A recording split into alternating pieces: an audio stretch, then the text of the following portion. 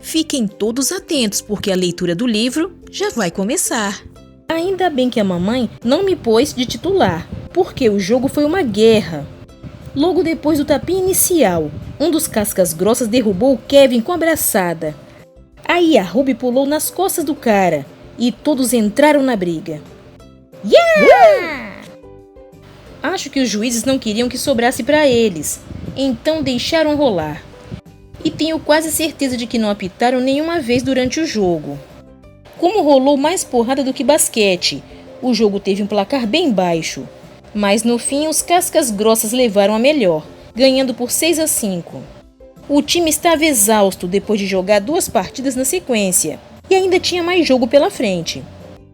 A gente ia pegar o Mestres do Palco na 3ª rodada, e os jogadores deles também pareciam cansados. Só entendi qual era a deles quando o jogo começou. Eles deviam fazer parte de algum grupo de teatro escolar, porque eram todos ótimos atores. Toda vez que um de nós chegava perto de um deles, eles se jogavam no chão e fingiam estar machucados. Então, apesar de ninguém ter encostado neles, tivemos 15 faltas marcadas contra nós no primeiro quarto. O time deles marcou quase todos os pontos com lances livres, e a gente acabou perdendo por 33-17. Se fosse preciso encarar mais um jogo depois daquele, acho que a gente não ia conseguir. Por sorte, a rodada seguinte era no outro dia de manhã. Então fomos para um hotel a alguns quilômetros do presídio, onde eu pretendia ter uma boa noite de sono. Acho que a mamãe não esperava que a essa altura a gente ainda estivesse no torneio, porque não fez reserva. E quando chegamos só tinha 2 quartos disponíveis. Então a mamãe pegou um quarto para ela e para a Ruby, e outro para o resto do time todo. Não sei como seria dividir o quarto com a Ruby, mas acho que está na cara que não tinha como ser divertido ficar num quarto com os caras do meu time. Pelo jeito como meus colegas estavam se comportando, duvido que já estivessem ficado no hotel antes. Eu mesmo cogitei várias vezes a ideia de chamar o segurança, mas não chamei, o que foi um grande erro. Porque começaram uma guerra de cubos de gelo e acabaram acertando o dispositivo anti-incêndio do teto. E quando essa coisa é acionada, o alarme dispara junto. Então tivemos que passar 2 horas lá fora no frio, junto com todos os hóspedes do hotel, enquanto os bombeiros reconfiguravam o sistema de alarme. De manhã, a mamãe parecia bem irritada com a gente, mas resolveu se concentrar no que teria pela frente.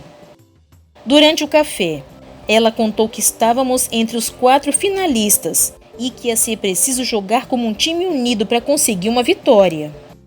Aí ela contou como se sentiu ao perder seu último jogo na escola e falou que às vezes se pergunta se poderia ter feito algo diferente para as coisas terminarem de outro jeito. Falou que não queria que a gente tivesse esse tipo de arrependimento, então era melhor dar o máximo na quadra. Foi um bom discurso e tal, mas a diferença entre o time da mamãe e o nosso era que o dela estava tentando provar que era o melhor, e o nosso estava só tentando não ser o pior. A real é que não precisávamos de motivação extra.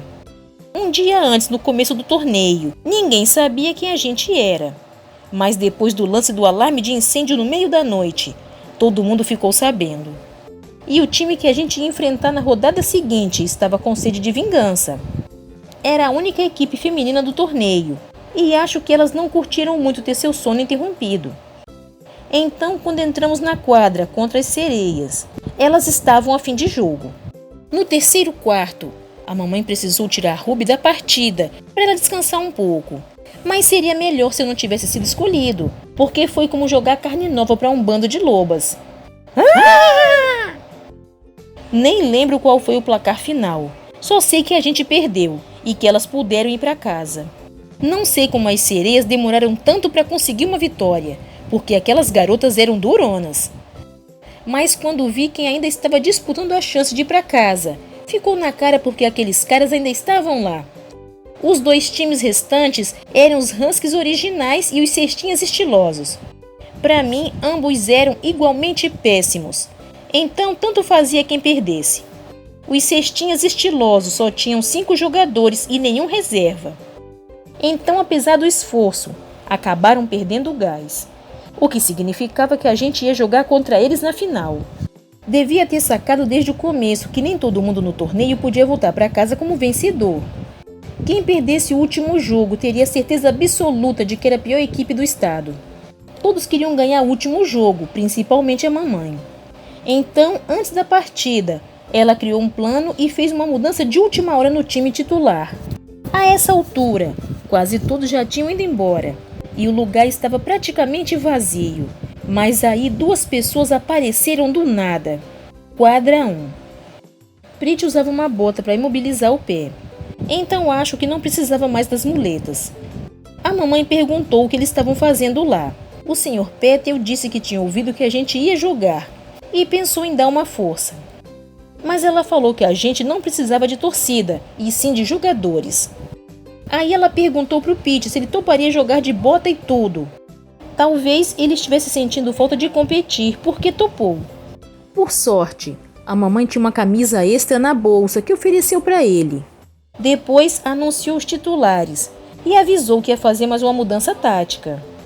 A mamãe descartou todas as nossas jogadas e trocou por uma só, chamada Passem a Bola pro Pete. E todo mundo ficou contente, porque essa finalmente era uma jogada que a gente conseguia entender.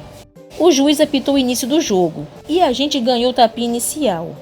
E o Cef passou pro Pete, que era melhor com uma perna só que o resto de nós com 2. O problema era que ele não podia correr. E toda vez que acertava um arremesso, os cestinhas estilosos faziam uma cesta fácil do outro lado. Pouco antes do intervalo, aconteceu uma coisa horrível. Vários jogadores do outro time estavam tentando impedir Prit de arremessar. E ele acabou pisando no pé do armador deles. O garoto precisou ser carregado para fora da quadra pelo treinador e um colega. E todo mundo aplaudiu, porque por algum motivo é isso que se deve fazer numa situação assim.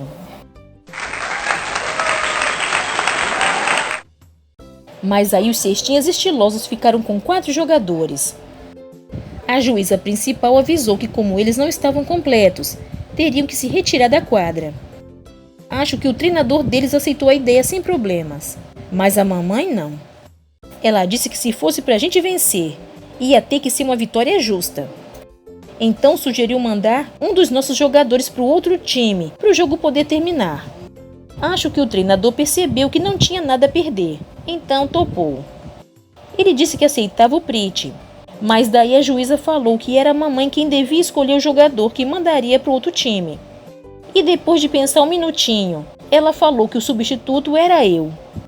Para ser sincero, fiquei meio que chocado, porque jamais esperava ser trocado pela minha própria mãe. Mas enquanto ia para o outro lado da quadra, ela cochichou no meu ouvido: "Você é minha arma secreta." Aí não entendi mais nada. Queria que o nosso time ganhasse, assim como a mamãe. Só acho que ela não ia gostar se eu trapaceasse. Mas eu estava disposto a tudo, inclusive usar o uniforme de outro jogador. Quando o segundo tempo começou, fui para a quadra e fingi que estava dando o meu melhor. Mas acho que os meus novos colegas não confiavam em mim, porque não me passavam a bola. Depois de uns minutos, fiquei parado no canto da quadra para não atrapalhar ninguém. Aquele era um ótimo lugar para ver o jogo, que estava ficando bem interessante.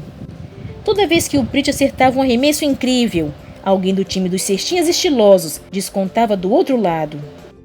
O placar ficou lá e cá durante todo o segundo tempo, e fiquei tão entretido que até esqueci que estava jogando. Então, quando o Prit errou uma cesta de 3 pontos e a bola bateu no aro, levei um susto quando ela veio para mim. Não sabia se devia fazer um passe, sair batendo a bola ou sei lá o que. No fim, não consegui fazer nada, porque de repente meus ex-colegas de time estavam todos em cima de mim. O tempo estava acabando e os cestinhas estilosos estavam 2 pontos atrás. Olhei para o banco para ver o que a mamãe queria que eu fizesse, mas ela não parecia estar torcendo por mim. Foi aí que percebi porque ela tinha me mandado para o outro time, para começo de conversa. Não foi porque eu era algum tipo de arma secreta, mas porque era um jogador muito ruim, e ela sabia que eu ia fundar o outro time. Mas nessa hora, sinceramente, eu nem liguei. Só queria me livrar da bola logo para ter espaço para pelo menos respirar. Aí joguei a bola com toda a força. Quando arremessei, todo mundo paralisou. e foi como se o tempo estivesse em câmera lenta. Ninguém fez nada além de ver a bola voar pelos ares. E quando a bola acertou a cesta, do outro lado da quadra, o silêncio foi total. Marquei 3 pontos, o que colocou os cestinhas estilosos um ponto à frente. E quando o tempo acabou, meus novos parceiros pularam em mim. Finalmente fui o herói pela primeira vez na vida e entendi por que as pessoas gostam tanto de esportes. Inclusive achei que isso daria um bom filme. Então tratei de conseguir a assinatura dos meus novos colegas. Admito que a mamãe tinha razão quando disse que os esportes unem as pessoas. Depois do jogo, eu e o pessoal do time fomos tomar sorvete. E estava tão divertido que a gente até repetiu. Cogitamos até disputar a próxima temporada juntos. Mas apesar de pensar que isso poderia ser legal, acho que é melhor parar enquanto ainda estou por cima. A leitura do livro chegou ao fim. Agradeço a participação de todos vocês. Fiquem com Deus e até a próxima leitura!